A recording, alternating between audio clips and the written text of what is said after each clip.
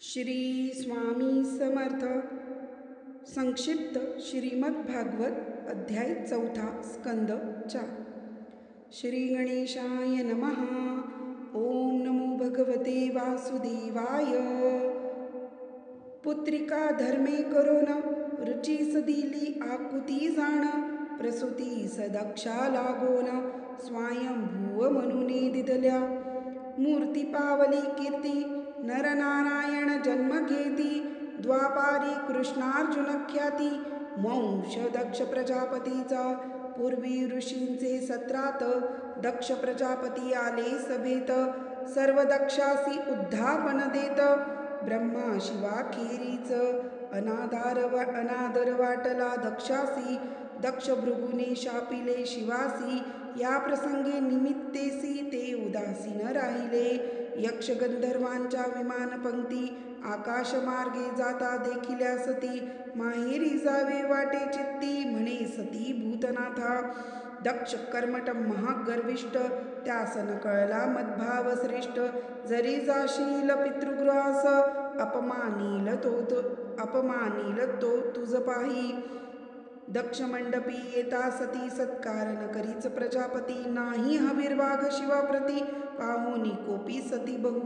शिवनिंदकापासून माझा जन्म यास्तव हा देह न ठेवी जाण. प्रदीप्त करी योगाग्नी कर्पूरवत देह जाळला. वृत्तांत सांगता नारदाने जटापटली शिवाने. त्यातून उत्पन्न वीरभद्राने दक्ष शिर टाकले यज्ञकुंडात. भृगूंच्या उपटोन दाढी मिशा दंतविरहित केला पुषा. भगाची करुणी नेत्रदशा कैलास पर्वती परतले. ब्रह्मा घेऊनी देव ऋत्विजासी वेगे पातला कैलासासी. विशाल वटवृक्षाच्या छायेसी कर्पूर गौरास देखिले. ब्रह्मदेवाने क्षमा याचून कथिले दक्ष यज्ञ विध्वंसन. आपल्याच यज्ञ भागातून आज हा यज्ञ पूर्ण हो. देवमाया मोहित अज्ञजन मीन करी त्यांचे अपराध स्मरण. दंडित असे मूढजन धर्म मर्यादा रक्षणार्थ. शिवाने कथिल्याप्रमाणे देव करीते झाले जाणे. यज्ञ संपन्न होता क्षणे महाविष्णू प्रगटला. उत्तान पादास भार्या दोन सुनुती सुरुची प्रियजान. ध्रुव सुनीतीचा बाळसान तात अंकी इच्छी बैसन्या. सुरुची त्याचा धिक्कार करी म्हणे नारायणा प्रसन्न करी. ध्रुव निघाला वनांतरी श्री नारदे त्यास उपदेशिले. ध्रुवाने मधुवनी तप केले प्राणारोधे देव व्याकुळले. भगवंते सर्वा निर्भय केले भेट देईन मी ध्रुवा. श्री विष्णू प्रगटे मधुवनात ध्रुवनयनी अश्रुपात. पृथ्वी प्राप्त समुद्र वलयांकित आणिक स्थान अढळपदीचे. श्रीहरी पावले अंतर्ध्यान ध्रुव बाळ नगरात परतोन. त्यास राज्यपद देऊन राजे निघे वनांतरी. सुरुची मातेचा पुत्र उत्तम गेला मृगयेसी जाण. यक्षवधी उत्तमा लागोन ध्रुव यक्ष संहारारंभी. यक्ष संहाराचे वर्तमान कळता मनुये धावून. यक्ष कुबेराचे दास जाण समजावी ध्रुव बाळा. मान द्यावा श्रेष्ठासी कृपा करावी कनिष्ठासी.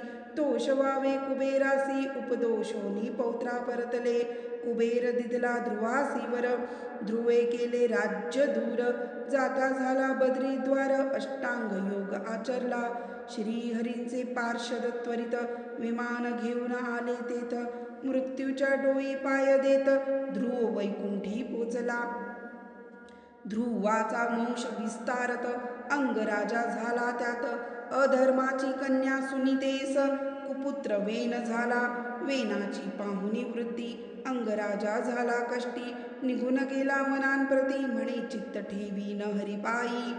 राज्यपती बैसला दुष्टवेन करी साधूंचा अवमान. म्हणे न करावे यज्ञ साधन ऋषी हुंकारे मृत्यू पावला. राजाहीन राज्य पाहून ऋषी करीती वेन जंघा मंथन. पुरुषोत्पन्न झाला जाण निषाद म्हणती त्यास ऋषी. करिता वेन बाहू मंथन तेथे युगुल झाले निर्माण. पुरुषा पृथु नाम अर्ची म्हणती स्त्रियेसी. ऋषी करीती पृथु अभिषेक राज्यपदी बैसविला देख स्तवनीय ऋषी असे एक माझी स्तुती नका करू सुत मागत बंदीजन म्हणती तू नारायण प्रजेस करविशी स्वधर्माचरण अधर्म्यासी दंडशील आर्तजनांसी कधी न दंडिशी शत्रुस असह्य अससी संत सेवक विष्णुभासी सदा प्रेमळ स्वजनांचा पृथ्वी ते धान्य बीज ग्रासोन पृथूने घेतला धनुष्य बाण पृथ्वीवर रोखताची क्षण मानव देही प्रगटली मी ना अपराधी पृथुराया शरण आले तुझ्या पाया रक्षण करी दीनदयाळा पृथ्वी विणवी राजासी आचार भ्रष्ट होता लोक मीच गिळी औषधी समस्त दोहन करते नेमुन यास्तव दोहोन सर्व मिळवावे ऐकोनी पृथ्वीचे संभाषण नेमिले वत्स पात्र जाण पृथ्वीला समतल करोन ग्राम दुर्ग पट्टने निर्मियले पृथुशत अश्वमेध करी इंद्र पाखंडी वेशधारी यज्ञ अश्वाचे हरण करी सांगता यज्ञी पुन्हा पुन्हा पृथुपुत्राने अश्व आणिले परत पृथूने केले धनुष्य सज्ज ब्रह्मा म्हणे न उचित इंद्र तर यज्ञाचे अंग असे पृथूने केला यज्ञ पूर्ण प्रगटला यज्ञ नारायण हरीची आज्ञा मानुनी प्रमाण इंद्रादिधले आलिंगण जय जयाजी लक्ष्मीपती तुझे नाम गुण श्रवणासी देई सहस्त्र कर्णमजसी तव चरणांचा आश्रय दे राजा प्रवेशला स्वनगरी औदार्याची कार्य करी परदोष पाहण्याची वृत्ती म्हणे सोडा प्रजाजन हो एकदा राजा निज सभेसी उपदेश करत असता प्रजेसी सनत कुमार आले गगनमार्गेसी रायाने त्यासी पूजियेले पृथुराजाची पाहून भक्ती सनत कुमार प्रसन्न होती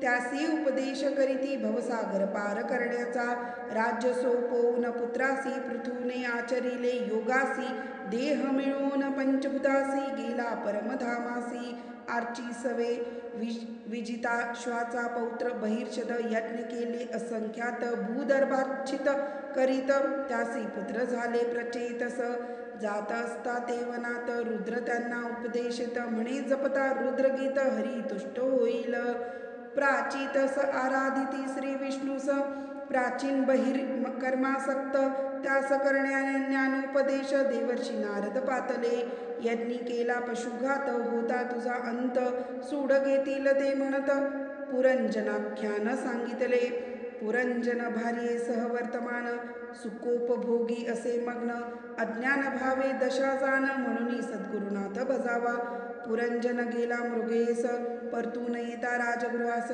न विचारता गेला म्हणत अनुनय करीतसे भार्ये प्रती राजा पुरंजन आणि राज्ञी नामजितचे पुरंजनी अनेक कन्या पुत्र प्रसवनी धन्य धन्य मानिती ते चंडवेग नावाचा गंधर्वपती आणिक काळ यवनाधिपती लुटालूट करी सर्व प्रांती जरा कन्या काळाची यवनाधिपतीने केली स्वारी उद्ध्वस्त केली पुरंजनपुरी राजा मारला सपरिवारी पुनर्जन्म विदर्भ गृही वैदर्भी दिदली मलय ध्वजासी तो तिला घेऊन गेला वनासी योगमार्गे त्या गोनी देहासी मलय ध्वज मुक्त झाला वैदर्भी करी महाविलाप पातला तिथे मित्र अविज्ञात शुद्धबोध करुणी तिज तेणे झाली मुक्त बंधना प्राचीन बहिर राजासी सांगोनिया रूपकासी नारद केले उपदेशासी राजा मनी बोध करी मन हेची सर्वासी कारण मनच घडवी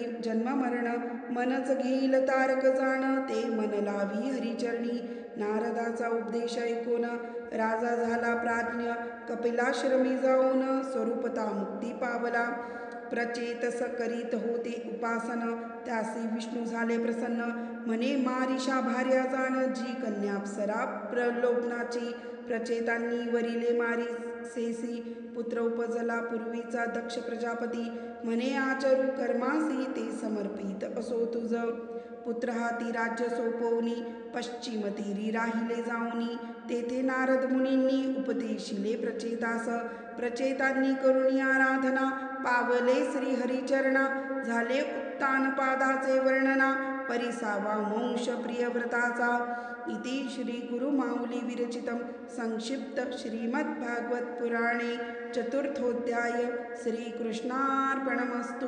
एकूण श्लोक 198. संपूर्णं श्रीनारायण समर्पयामि. शुभं भवतु.